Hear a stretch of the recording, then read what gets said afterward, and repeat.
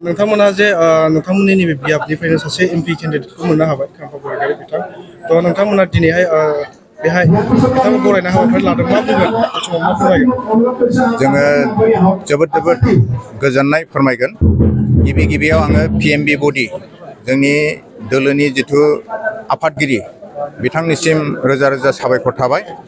जोंनि बियाबनिफ्राय जि केन्डिडेट बेखौ सेलेक्सन होनायनि थाखाय आरो बिथांनो केन्डिडेटसा होनायनि थाखाय नोंनो गिबि आङो साबायखर बावदों चिरांदर ब्लकनि जानानै आरो लोगोसे बे बियाबनिफ्राय जों दिनै बिथांखौ सम्बर्धना बे प्रग्रामखौ रंजा खुसि रायजो राजा गासिबो प्राइमारिफोर लोगो लानानै दिनै बे कार्यसुचिखौ लाफुंनाय जाबाय।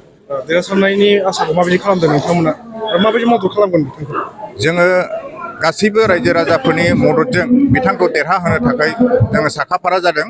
जोङो सिं दिनै बुथ कमिटिफोरखौ खामानि मावगासिनो दङ। दा बे हिसाबै जोंनि देरहानाया रोखा होननानै जों दिनैसिमाव बेबायदि हाबाफारि लागासिनो दङ। बिटिसिनि थाखाय मोजां खामानि मावनो हागोन होननानै बिथाङा आसा खालामदों नामा?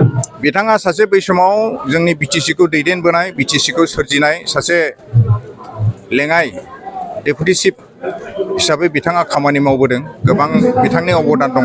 दा बे हिसाबै जोङो आसा खालामदों बिथाङा देरहालांनायनि उनाव जोंनि बे ओनसोलनि हालामनि गासै बिटिसिनि बियो मोजां खामानि मावनो हागोन होननानै जों फोथायनाय दं। रायजो राजाखौ बिथांखौ मदद होनो मा खावलायगोन चिरां जिल्ला ब्लक बिपिएफनि?